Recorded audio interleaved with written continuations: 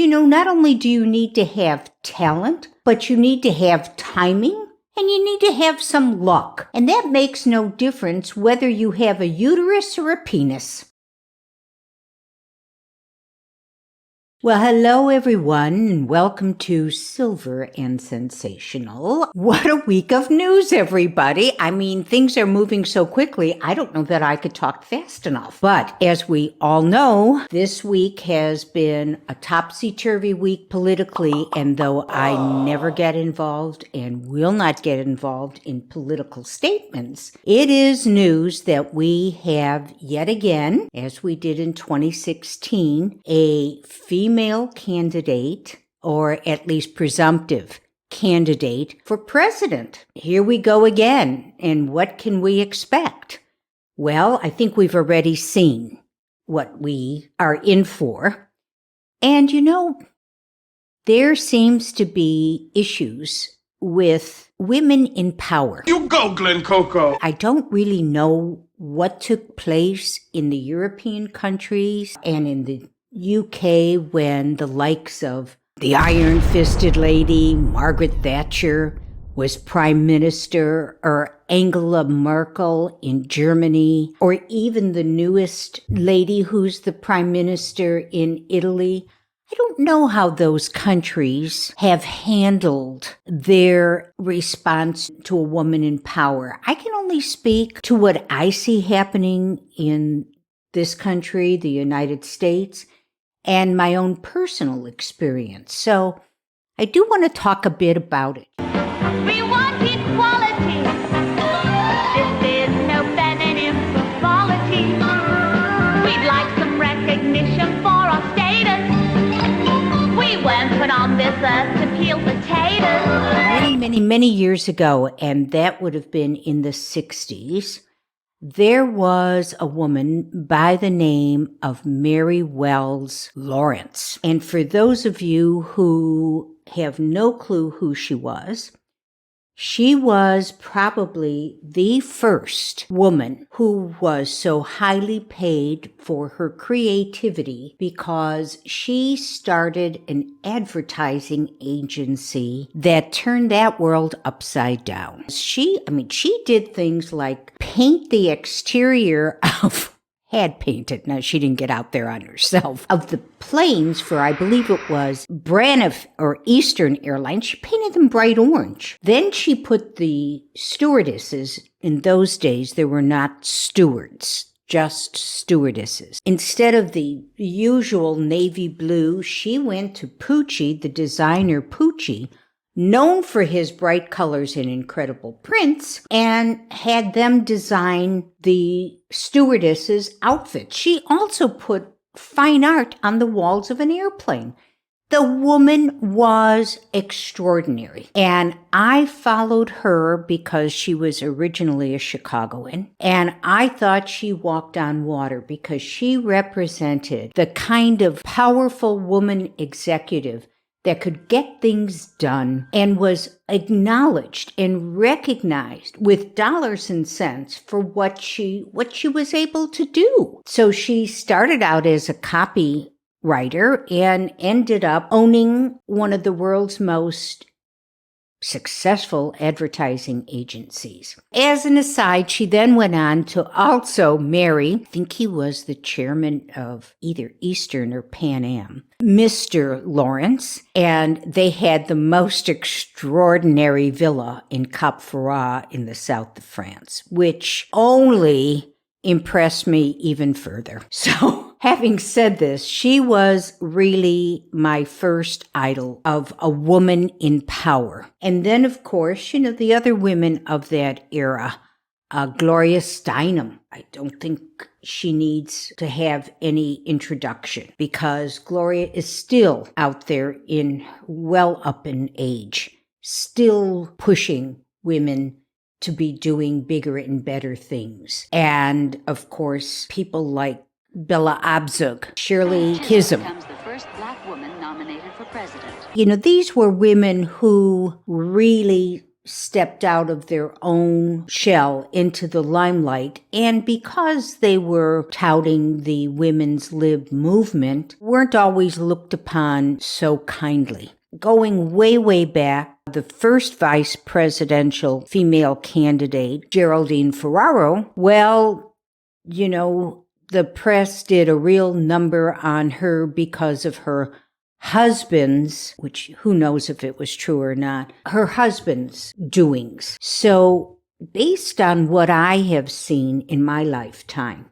generally speaking, and now I'm going to move from the big headlines people, let's bring it down to the people that I knew personally and of which I was one. What I have witnessed whenever a woman becomes powerful. For some reason, this seems to be a level of intimidation for most men. Now, that I am speaking of my generation of man. Again, as I've said in the past, I do believe that younger men today raised by mothers who probably have done a better job of evening the playing field in terms of equality of men and women. So I'm talking about older men or men who already have power, but a woman has more power. So maybe like a representative in Congress being beholden to the Speaker of the House or a vice president or even a president. What is troublesome to me is that I find, and this is just my own opinion, so you've got plenty of opportunity to put in the comment box. But my own opinion when I see these things is that it's very, very hard for people to accept that perhaps this woman did do it on her own. I have found this in my own life.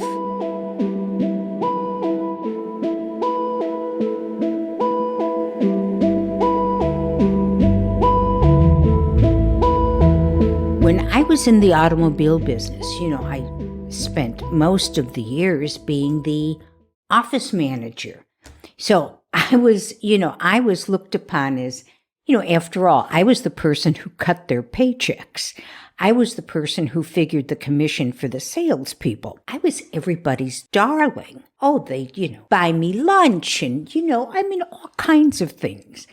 And then one day, while I was at the Cadillac dealership, I became general manager. Please, let's put this into perspective because I am talking about the late 70s. And in those days, the only women who worked in the automobile business were clerical people. There were no saleswomen. There were no service advisors. I mean, you worked as somebody in the office. I was actually, to the best of my knowledge, the first and only female general manager for a Cadillac dealership in the country.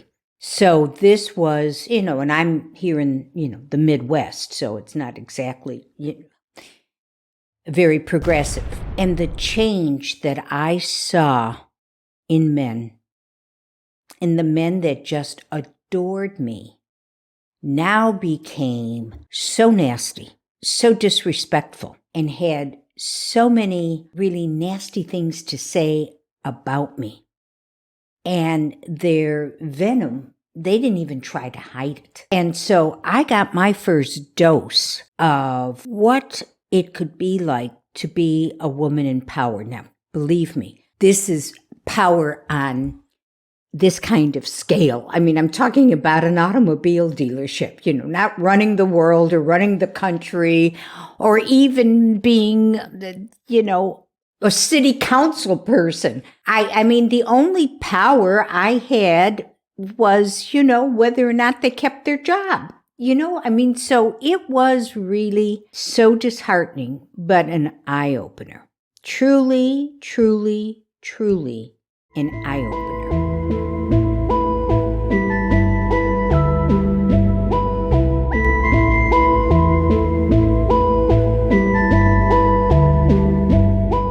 after that time in my life, I actually went on to own my own businesses, and I never really did have a male working for me. So, but what we're seeing now is so typical. She slept her way to the top. It's always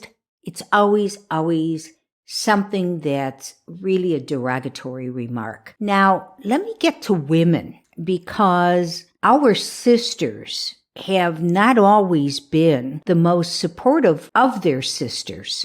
That is, I believe, one of the reasons why perhaps we as a group have not gotten as far as we maybe could have, because we don't have that old boys club behind us. And I'll give you an example. When I built my house and I was just to get out of the house, I took a professional baking course. And it was, I remember, 17 weeks, 4 hours once a week. And after, we had such a good group and loved the instructor. So we decided to hire her on our own and go on. We had a group of about 6, I think there were 6 of us that decided to go on. So every other week, it would be at either the instructor's house or at my house. I had, really a great cook's kitchen, several ovens, so it worked very well. And the first time the group came over to my house, one of the girls turned around and said, "What can I do to marry Frank to have this?" And I looked at her and I said, "Well, then you better marry me, because this is my house." And it was always assumed, even when I bought my first house in California, it was, well, what is he, the realtors, what is he saying about it? And the other realtor who was dealing with the paperwork said, "Oh, it's not him, it's her who's buying the house." So again, it's always assumed that a woman who has independence, or at least to the outside world, appears to be strong and independent. It's not independence. She got all of this because of her husband. So I hope that, this was, 25 years ago. So I hope that in the 25 years, we've learned to be more supportive of each other and to acknowledge that individual women can, in fact, be successful and powerful based on their own abilities. And like anyone else, not only do you need to have talent, but you need to have timing. And you need to have some luck. And that makes no difference whether you have a uterus or a penis. So for those of us out there saying, let's let women be empowered on their own without tearing them down as to how they got there. We don't do that to men. And believe me, we see plenty of men who do flip-flops on their positions so that they can be in favor and maybe get to the next step in life and in their careers. So maybe they don't go to bed with somebody, but they get in bed with strange bedfellows, huh? So on that note, I'm going to give you that for thought. And of course, I'm loving that you people are commenting, because I'm loving the comments. Please continue to do so. And check out my blog, which has a link in the description box. So please do that, because I think you'll find it really interesting. And in the meantime, you know the routine. Come on. You're going to hit subscribe if you haven't done so already, and like, and share us with your friends and family and contacts. And the painter, that contractor that you hired, share us with him.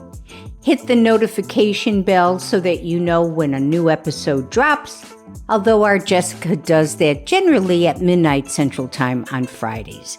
In the meantime, thank you again for tuning in. I hope you found this of some interest. Take good care of yourselves, be well, and God bless. Bye now.